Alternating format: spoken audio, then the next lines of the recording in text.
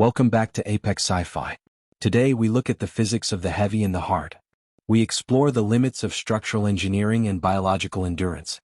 In the galaxy, weight is the ultimate filter. Most species evolved on worlds that are light, airy, and forgiving.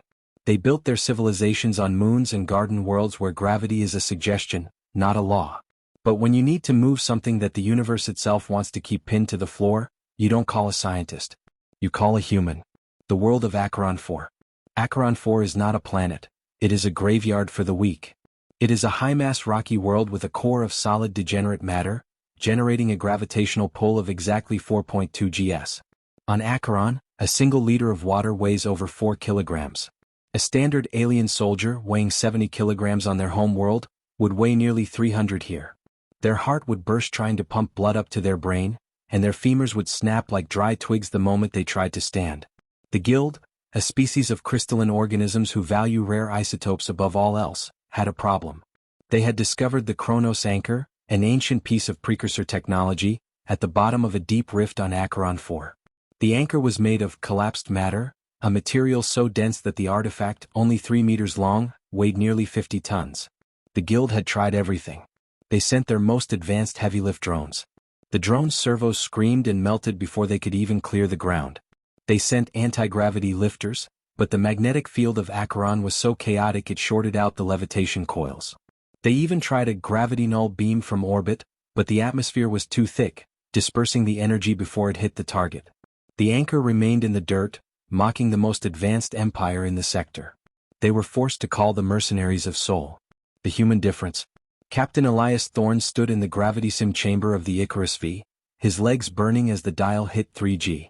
Beside him were his two heavy lifter specialists, Mountain Merrick and Jackson the Jack Hayes. Merrick was a man who looked like he was carved out of granite.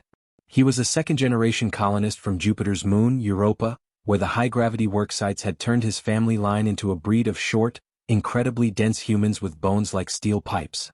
Jackson was a former industrial rigger from the asteroid belts, a man who understood torque better than he understood his own name.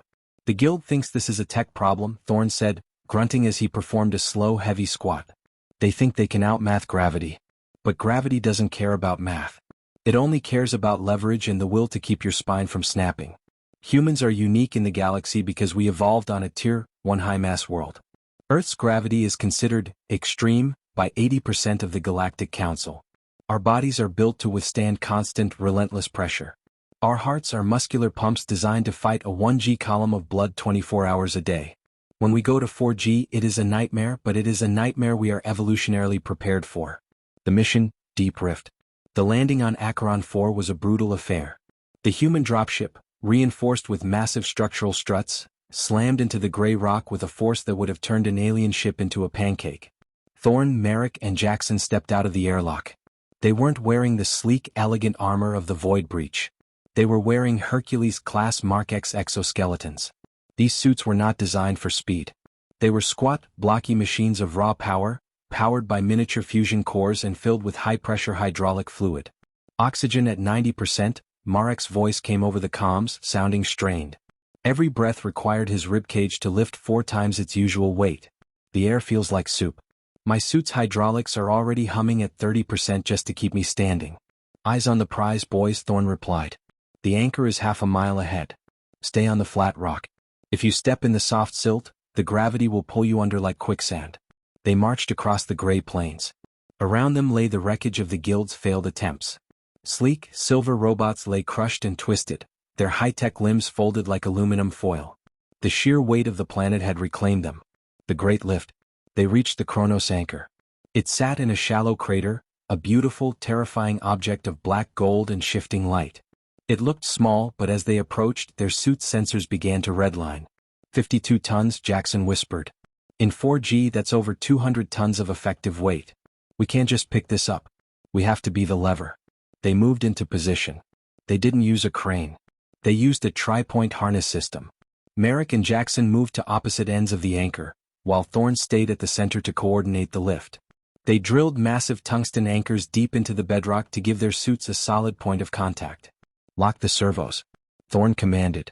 The sound of the hydraulic pumps rose to a deafening whine. The human suits began to vibrate. The fusion cores dumped massive amounts of power into the pistons. Lift on 3, 1, 3. The ground beneath them shattered. The bedrock of Acheron 4, among the hardest stones in the galaxy, groaned under the pressure. The humans didn't move fast. They moved in millimeters. The heart of the matter. Inside his suit, Merrick was screaming. Even with the exoskeleton, the pressure was immense. His blood was pooling in his legs. His vision was blurring as the 4G pull tried to drain the life from his brain. This was where the human factor came in. An alien robot would have reached its torque limit and shut down for safety. An alien biological would have passed out. But Merrick pushed back. He used a human technique called the Valsalva maneuver, bracing his core and creating internal pressure to force the blood back to his head. He tapped into the primal, hysterical strength that humans can access in life-or-death situations. This moving? Jackson roared, his suit's sensors flashing red with structural failure warnings. The anchor cleared the ground. For the first time in centuries, the artifact was airborne. The escape. They didn't walk it back. They used a sled drag. They dropped the anchor onto a thick slab of frictionless ceramic and began the agonizing process of dragging it toward the landing zone. Every step was a battle. Every meter was a victory over the planet itself. The guild observers in orbit watched the feat in total silence. They saw the humans, these slow, heavy, grunting creatures, doing the impossible. They saw the Hercules suits sparking, the hydraulic fluid leaking and steaming in the cold air, but the humans didn't stop. They are not using technology, the guild high archivist remarked. They are using their own stubbornness as a physical force. They are literally refusing to be crushed. They reached the dropship. The ramp lowered and the massive internal winch, designed for hauling starships, took the strain. The anchor was pulled inside, and the ship's engines flared with a violence that scorched the plains for miles. Conclusion: the weight of Sol. The Icarus V broke orbit, its engines screaming as they fought to escape Acheron 4's deep gravity well. Inside, the three humans lay on the floor of the bridge, their suits stripped off, their bodies covered in bruises and burst capillaries. They were exhausted, they were in pain, but they were rich. The guild paid the contract in full, plus a biological hardship bonus. They realized that they could build 1,000 robots, but they could never build something as resilient as a human who has been told he can't lift something. The Galactic Council's new entry on the heavy lifters of Sol became a mandatory text for all planetary engineers. Advisory: do not attempt to calculate human limits based on standard structural torque or biological averages. Humans possess a redline capability that allows them to exceed their theoretical physical limits in high-gravity environments. They do not view weight as a barrier, they view it as a contest. If you have a problem that is too heavy for the universe, hire a human. They will lift it even if it kills them. Humanity had proven the ultimate mercenary HFY truth. The universe can pull as hard as it wants, but it will never pull harder than a human holding a rope. We are the children of the heavy world. We are the ones who stand up. And in a galaxy of feathers, we are the ones who carry the weight.